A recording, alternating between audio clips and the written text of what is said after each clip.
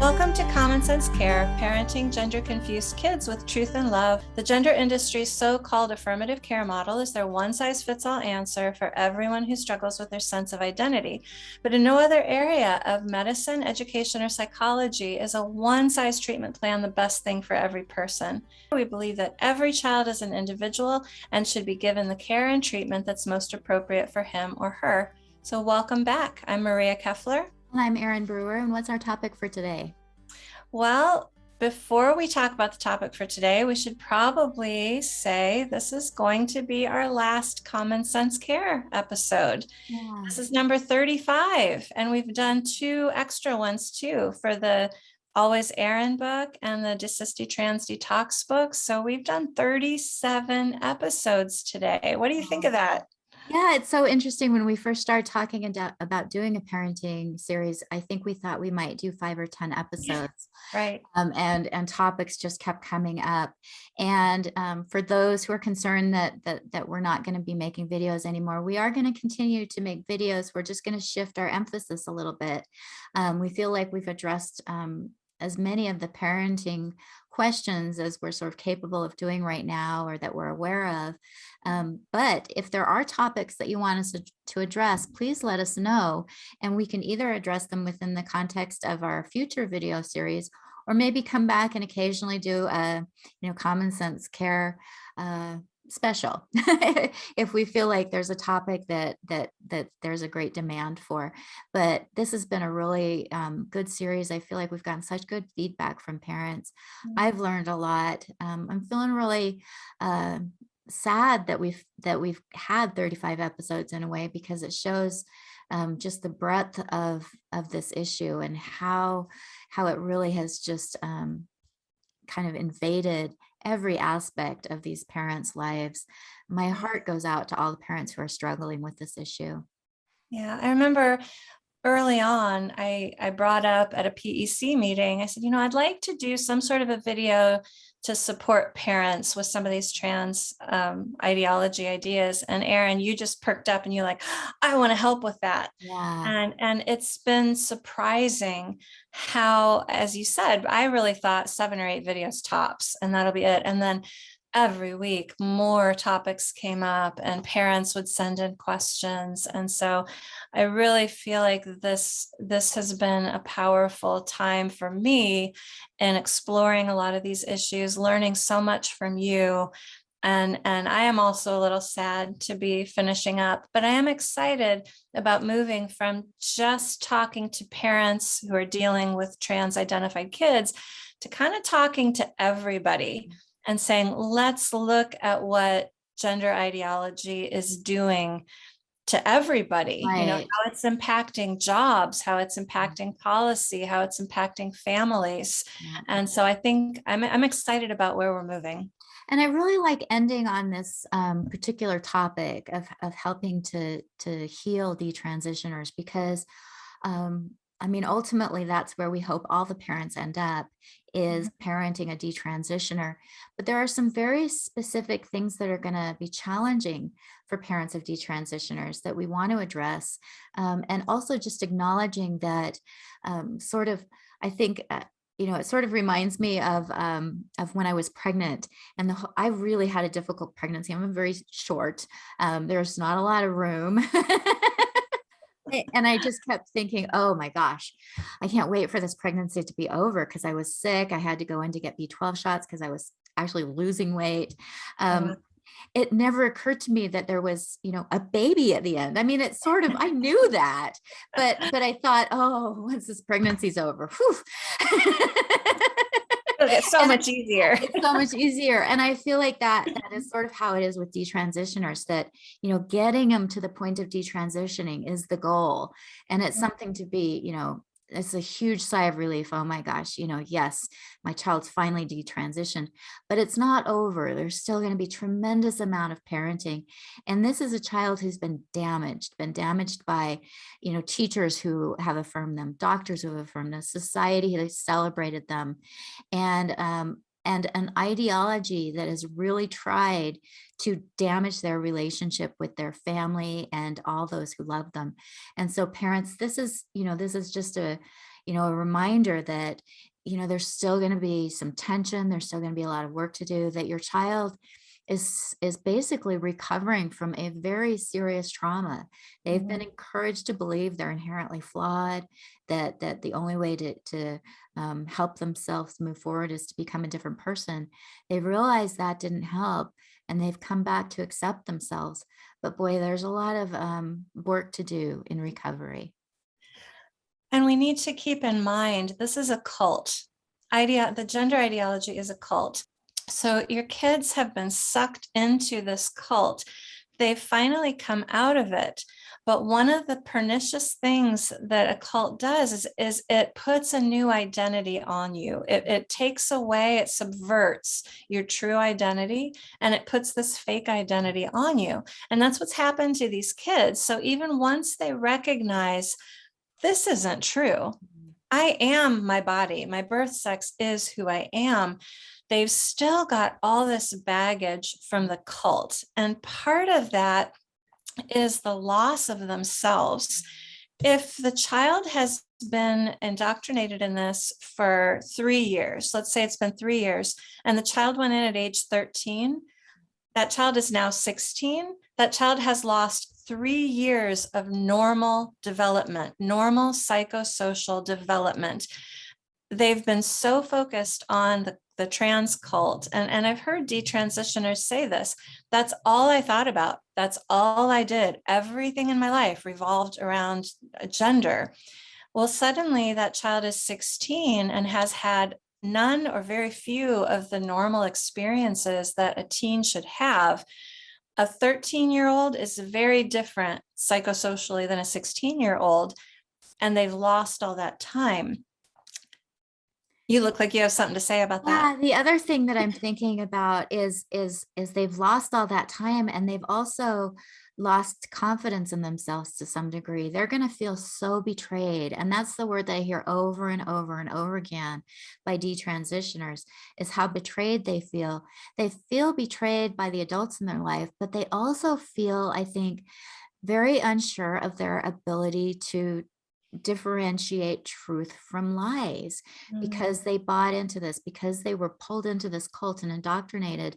All of us have had the experience of finding out that somebody who we thought was a really good friend wasn't actually a good friend. Well, if you can kind of imagine that, only amplify it to everybody in your life except for the few people who didn't affirm you, including yourself, because it is it's in a way, it's a betrayal of yourself.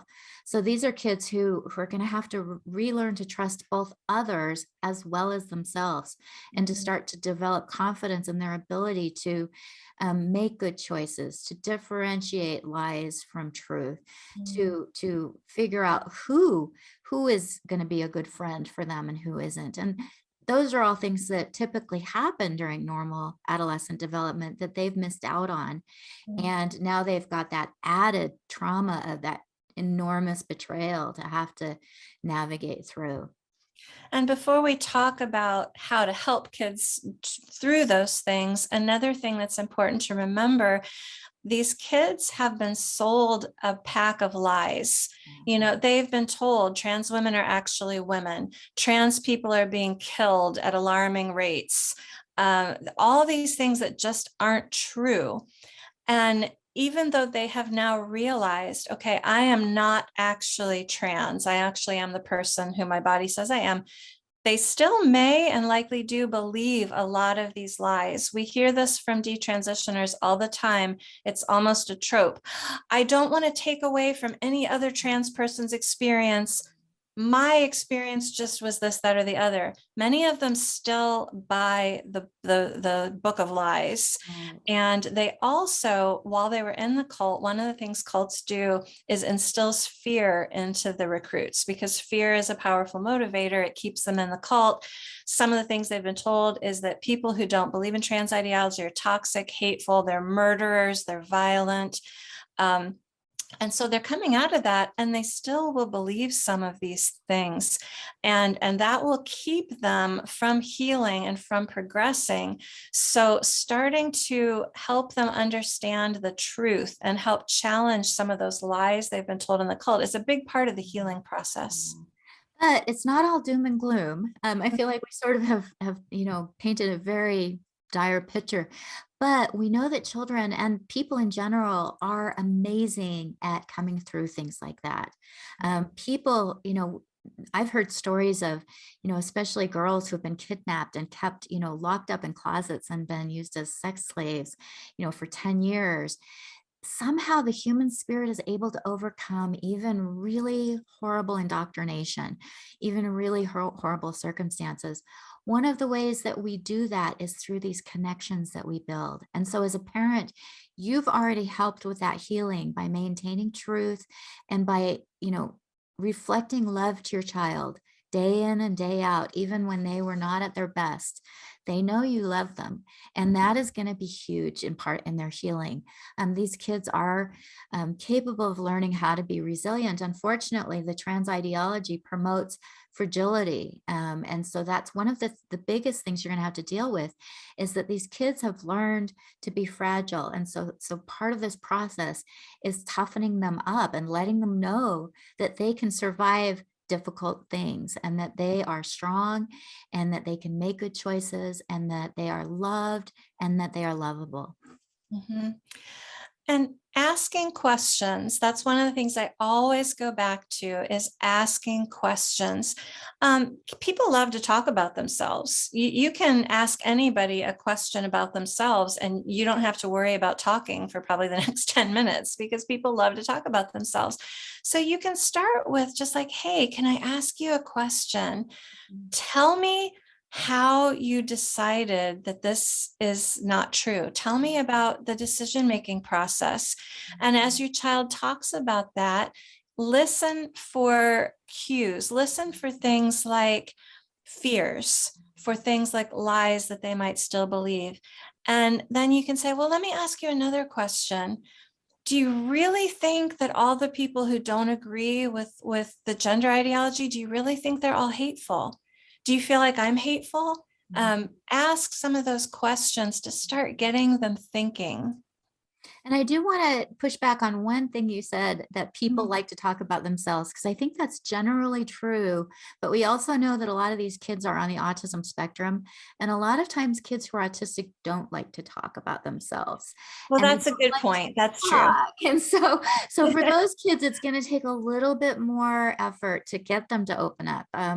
I've worked with kids who are autistic and it's really hard to get them to talk unless you can find that one topic that they're focused on at the time. And so that's another way to help kids who are autistic move through this, is to help cultivate another obsession. And that might sound like a horrible idea. Like, no, I don't want my child to be obsessed. But if you have a child who's on the spectrum, that is a way to help them heal. Find something else that they're really interested in and help cultivate that interest. That way you have something that you can focus on together, and it takes their mind off, all Mm. the energy that they were putting into the trans ideology. Yeah, that's a great point. I'm glad you brought that up. And I'm glad you brought up the idea of shifting focus, because that's really what we want to do here. Your child's been focused on the trans stuff for so long. And yeah, finding something that you can do together, or reminding the child of something he or she liked to do when they were younger, or some exciting thing they might like to try now. You want to fill that void, because right now there's a huge void in their life. They've lost the trans community. They've lost the accolades and affirmation they've gotten for being a brave and stunning trans person. And so that's a great recommendation, to find something that you can do or that they can do to focus on, to start to heal and shift so much of the attention away from the trans stuff. And the other thing is to be very careful about who your child associates with. We want kids to have a good peer group, but it's so important that you keep them, surrounded by people who are affirming reality and again, reflecting back to this child that who they are is okay. They don't Mhm. have to change who they are. They don't have to run away from themselves. They don't have to become somebody else. And they're vulnerable right now. And so it's sort of, I really think of it a lot like someone who's overcome an addiction. And, at some point in their lives, they'll be able to go to a party where, there's alcohol or drugs. But early on, it's important to keep them away from that because they haven't built up um, ways to deal with that. And so initially, while your child is first coming out of this and still very vulnerable, be extra cautious about who they're around and who they're spending time with, because as with any kind of addiction or dependency, it's easy to fall back into that until you've built up new coping mechanisms, healthy coping mechanisms. And that's something, even at I'm as old as I am, there are times where I still experience gender dysphoria. That's sort of part of, my wiring. After all these years, there are times where I still feel the sense of like, I am not like other women. I am, um, and again, that's part of that coping mechanism that I developed, and it's not a healthy one because it tells me I'm not okay the way I am. I should have been somebody else. I'm inherently flawed, and those are all negative messages that lead to negative outcomes. And so, I'm very aware of that now, and I wasn't so much when I was younger, but now, as soon as I start telling myself those messages, I'm like, oh, I just stop it. And that's part of the therapeutic healing that I've done. I've had therapists teach me how to handle those negative messages that I get. And so I would suggest that if you're a parent, taking a child to a therapist can be difficult, but you can read up on cognitive behavioral therapy. You can read up on these techniques to help your child change their self-talk. And a lot of this is all about self-talk. Every person has these sort of messages going around in their head. A lot of them they develop during childhood. And if you can turn those around, not only are they going to be less likely to retransition, but they're just going to be able to cope with things. They're going to be more resilient in every way. Yeah. Well, and I want to echo on that. You helped me with something a month or so ago. I've been very focused on my weight because as I'm getting older, the weight doesn't come off like it used to. And I didn't realize I'd gotten into kind of an unhealthy dieting pattern. And you shared a book with me, and the book talks about really analyzing, am I hungry? Mhm. And what do I want to eat? And it's been interesting for me to start analyzing my thoughts around food because I have discovered I am a emotional eater. I eat for happiness. So when I walk past the candy dish, I think, oh, that's going to give me such a good feeling if I eat a chocolate. But if I ask myself, hang on, am I actually hungry? Oh, No, I'm actually not hungry. oh, So let's not eat right now. And those self-talk, just analyzing yourself and finding out why you're doing things you're doing is so powerful. And as you said, that's healthy, regardless of whether we're talking about the trans issue, just learning kind of how to monitor what you're thinking and why you're doing things. yeah. But I want to ask you something, and this is something I was thinking about while you were talking, and I don't know if we really considered discussing this before we started the video, but some of these detransitioners are going to have medicalized. Mhm. And how do we help these kids who maybe have been on cross-sex hormones or who have had gender sex reassignment surgery, dealing with the actual physical effects of that going forward? And it's incredibly difficult. They were originally given the message that if they were uncomfortable with their body, the only solution was to change it. Well, now they've detransitioned and they're uncomfortable with the changes that they made to their body. So, what is the appropriate message to give that child?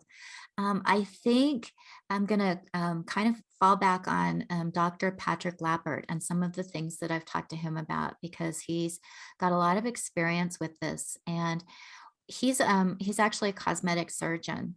He trained taking care of children who had been wounded during war, but now he does general practice.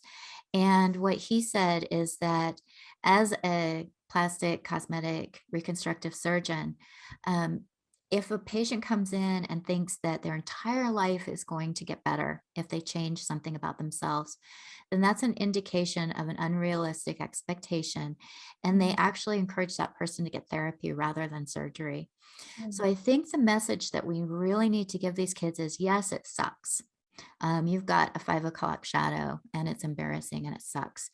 But changing that isn't going to radically change your life. You're still the same person. And so get that child to the point where they're comfortable with the changes that they made. And maybe they do want to do something about them. Maybe they do want to, have lasers, hair removal. Maybe they want to get breast implants. But to make sure they're doing that, not so much because it's going to cure all the ills in their lives, but just because it would, make them be more comfortable. And there's a big distinction there between like, this is going to make my life better versus I just feel more comfortable. And the biggest thing I think is the voice. I've heard so many girls who transition to have detransitioned talk about the fact that when they go in a bathroom, sometimes people assume they're actually a male who's in the women's bathroom, and they're very uncomfortable with that. That would be the one case where I would really encourage, their YouTube videos. There's vocal training where you can actually start to change the way your voice is. You have to pay a lot of attention initially, but then it becomes kind of rote. And that would be the one thing that I would really counsel parents to help their child with, because that's a actual reality, that it's very difficult if you are being constantly perceived as the opposite sex. There are women who have, I think it's called polycystic ovarian syndrome, and they are hairier. There are women who are hairy. There are women who are less feminine presenting, but I think it's that deep voice that is that potentially could really cause difficulties for them navigating in society. And so helping them with some techniques to feminize their voice, I think would actually help them navigate. The other stuff is cosmetic. And, there are women who have flat chests. Before I hit middle age and gained a lot of weight, I was a 32 AA, and even that was a little big for me. So there are women who are flat chested. There are women who have lots of hair. There are women who have deep voices.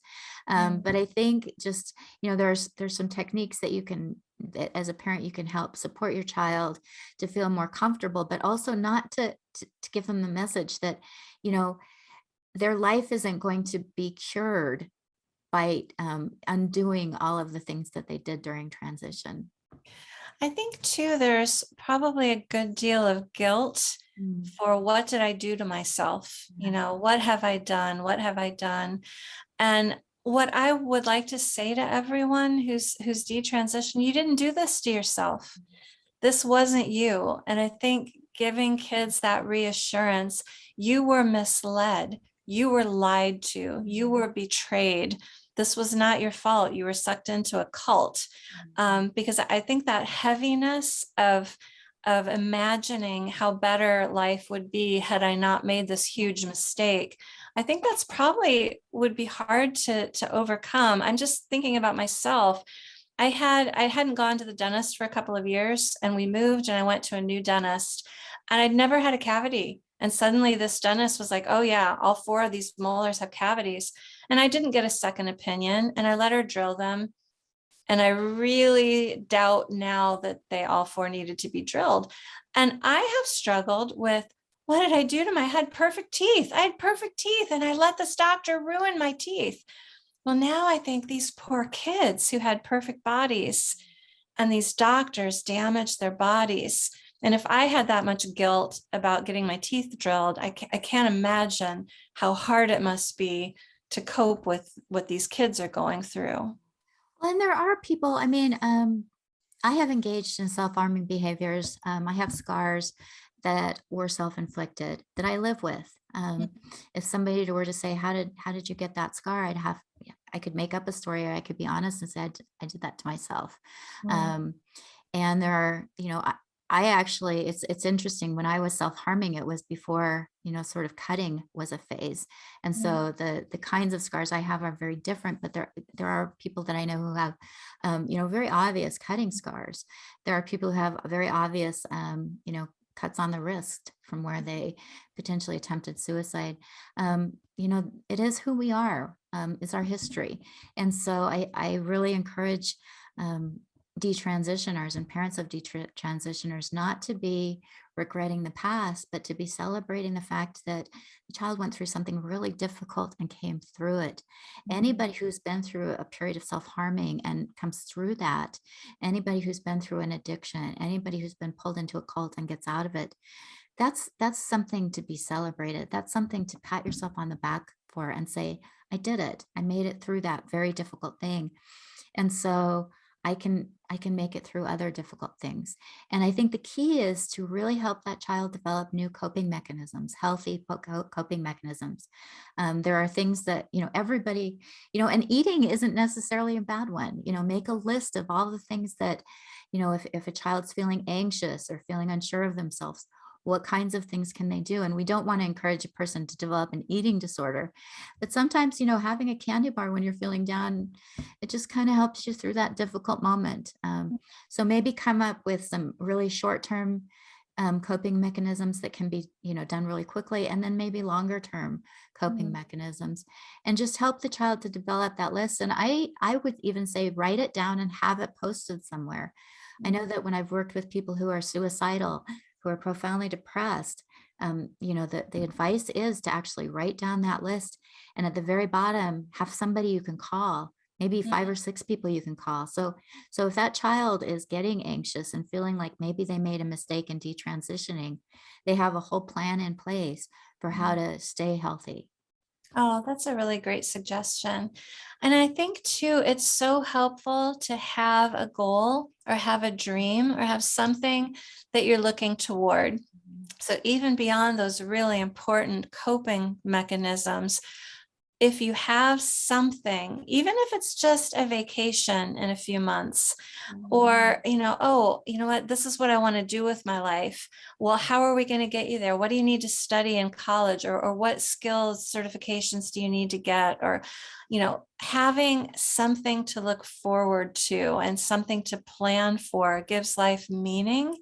And I think all of those things are ways to help kids through this sort of healing time and this restoration time. Yeah. And hopefully as a society, we'll get to a point where we aren't so focused on external appearances that kids feel like they have to harm themselves in order to fit in. And that goes back to even what you were saying as far as, your unhealthy eating practices, that we all have these messages about how we're supposed to look. And they cause distress. And I'm hoping at some point we get to as a society where we aren't giving these messages to kids all the time, that they're never okay, that they always need to do something to change themselves, to be better and fit in more and to be more acceptable. And that people will learn that, the way they're born, the way they are is exactly their authentic self. It's exactly how they're supposed to be, and that they're lovable and beautiful just as they are. Yeah.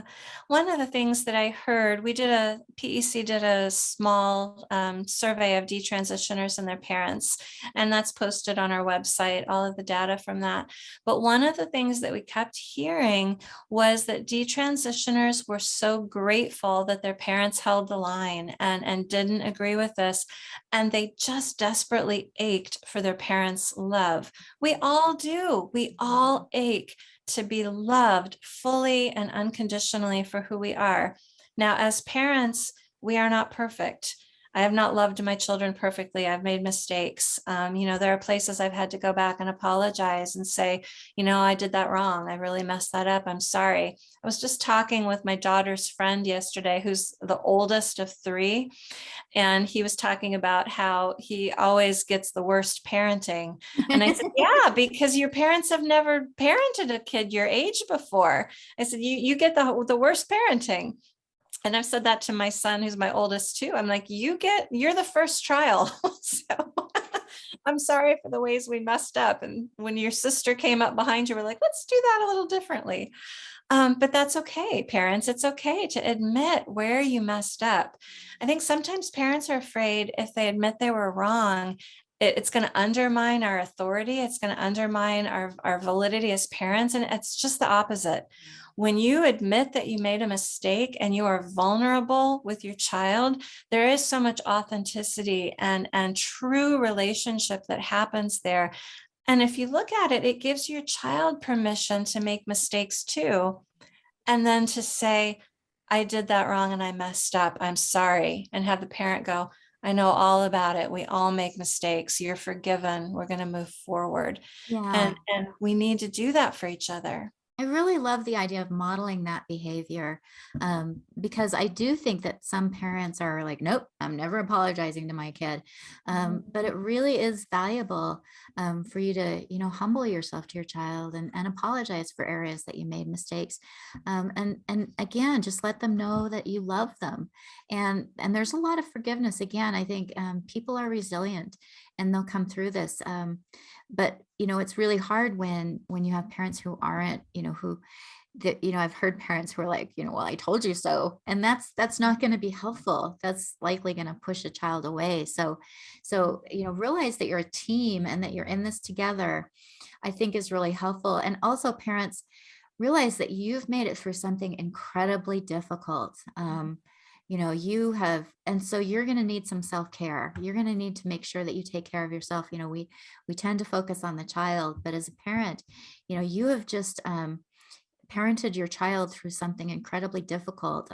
Some of you might have thought you were going to lose your child permanently. Some of you will never hear your daughter's voice again.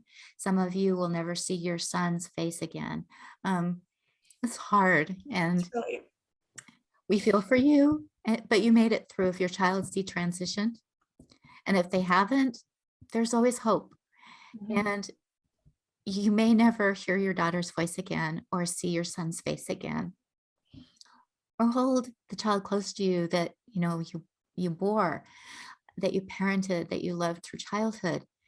But they're still your child and they need you. And you need them, I suspect. And so hopefully these episodes have helped. And we're going to just keep doing our best at Partners Physical Care to provide resources to help overturn this ideology that is so damaging. Thank you for joining us for these 35 episodes.